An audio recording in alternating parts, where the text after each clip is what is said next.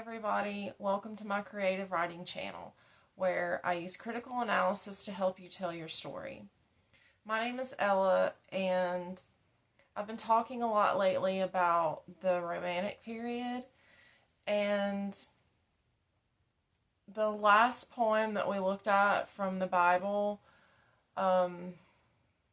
was from the ancient times, and it occurred to me that now is a good time to look back and reflect upon how we got the Romantic period in literature. And it actually comes from ancient cultures. At the rise of Athens and Rome, we have the age of Pericles. The golden age of Pericles is where we have like some of the best works that have ever been made. The Greek tragedies performed on stage then still speak to us today about the human condition. But the basis for all of that was, first of all, let me start with a quotation from a Romantic poet about the ancients. The period which intervened between the birth of Pericles and the death of Aristotle is undoubtedly, whether considered in itself or with reference to the effect which it has produced upon the subsequent destinies of civilized man, the most memorable in the history of the world. Percy Bysshe Shelley. And he wrote this in On the Manners of the Ancients, which was quoted by Livingston in the book Legacy, which was quoted by Will Durant in The Life of Greece, which is where I got it, reading about the the golden age of Pericles this morning. So it all kind of came together there, and we'll do a video in the Vetting Sources series regarding historians and giving proper credit where it's due. So I just thought that was very serendipitous, how we've been studying Romantic literature and all of the major themes of life that it's given us, the gratitude, the restoration. We don't really have that without the basic fundamentals, which is what the ancients gave us. And they did that by starting with free will. They had free will to do what they wanted, live a life of debauchery or dedicate their time to study. And that's what a lot of them did. So we have the beginning of philosophy with Aristotle, and so many like mathematicians, stoicists. So there's a lot of philosophy, there's a lot of math, but it all stems from having free will to choose how to spend one's time, and they chose to spend it asking questions, running tests, just basically it was the beginning of making observations about the natural world. And we have that in the Renaissance and in Romantic literature, but without the elements of like the scientific method, where you have a process by which you determine the timeless truth of things, like logical deduction and reasoning. So without that, it provided the bedrock upon which people could sort of make the same observations in nature, but instead of taking something that was very logical and mathematical and scientific, they could kind of take it easy after a while. Once they began to know and accept In physics, it's called laws. So once the natural laws of the world became acceptable from one culture to another generation after another, then people began to be able to take it easy, make these same observations about nature, but take a more romantic, magical perspective of it. So we have the ancients to thank for all of that, but the period of the Enlightenment comes from the downfall of the ancient culture that existed in England during imperial rule. So the indigenous population was subjugated to Roman rule, Greek and Roman rule all over the Mediterranean and the ancient world. And then it kind of imploded, fell apart, and we have the Dark Ages where indigenous populations ran into a couple of problems. One was that their intra-culture had conflict. So, like, okay, we're going back to just our local neighborhood. Who is going to rule that? And so there's a lot of conflict that takes a long time. But then also there's intercultural warfare that without the overarching, stability of an empire ruling everyone, telling them what to do, things fall apart, and people being opportunistic as they are, warfare takes place to see, again, who will rule.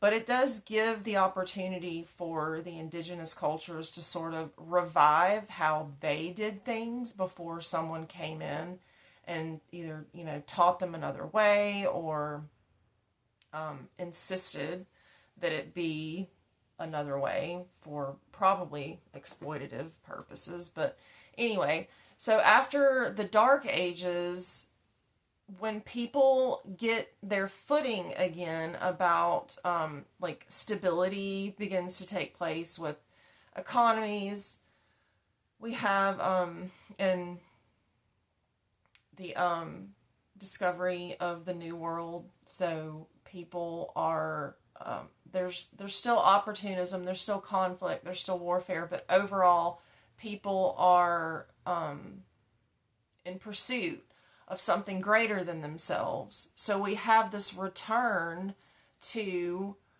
the ancient classical philosophies of what is truth. And they return to the free will of man to answer questions. So we have a rebirth of classical truths in the Enlightenment that takes place, in English literature. And it's a neoclassical revival is one of the keywords here, if you want to look that up. It goes along with Renaissance paintings, culture,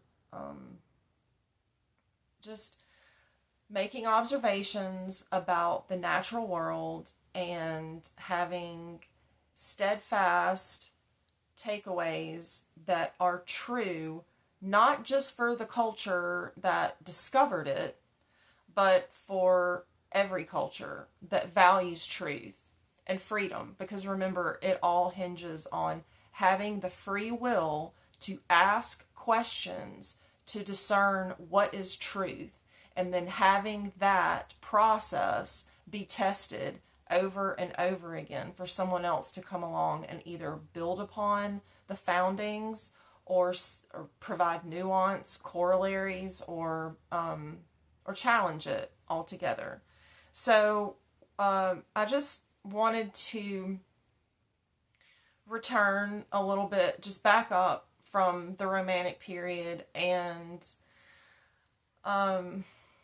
pay respect to the people who came before, who were reviving ancient Greek culture, free will. Individualism is a major aspect of these themes, And so yeah, the quote from Shelley, let's read that again.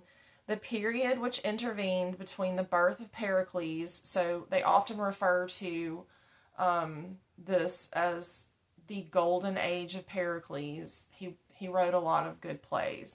And the death of Aristotle, who invented philosophy, is undoubtedly, whether considered in itself, so if you just look at that period of history in and of itself, the people that it produced, because of the work they were doing, is timeless, or with reference to the effect which it has produced upon the subsequent destinies of civilized man. Civilized man meaning people who govern themselves, people who take the time to, who are disciplined enough to ask tough questions about themselves and the world that they live in, come to conclusions about it, and from that they have a well-developed inner voice that will leave legacies. It's Subsequent Destinies of Civilized Man, the most memorable in the history of the world, and I concur. If we look at it as just this isolated period of history, we have everything we need. We could take away everything else, and I would still be able to find the themes that I'm looking for to illustrate what makes good writing, good storytelling in that period. And I'm looking because I have those plays on my shelf over there. But in addition to that, we see how cultures all over the world from this period can have taken just the truths of democracy. This is where, like, the founders of the United States got their ideals, the common sense, and natural rights. It was a very logical time period, but from that we have the birth of the magic of Romanticism. So from starting here, I would like to do some videos about, just to take a look at the methodical nature, the themes and such in some Enlightenment poetry, to see if we can look at some of like the seeds that were being planted for Romantic literature. But absolutely, the Enlightenment is one of my favorites, because obviously, I'm an American, and so I have that movement to thank for my present government. But just it's a good idea everywhere. Democracy, free will, the ancients did it, well, their version of it. But it is one of those, it's been tested, and so to know that it works and to dedicate ourselves to the pursuit of something like that, the excellence of such a legacy, that's peak humanity. So I hope you enjoyed the quotation and the chronological outline. I hope that there's something that you can take away from all of this for your creative writing or storytelling purposes. And thank you for listening.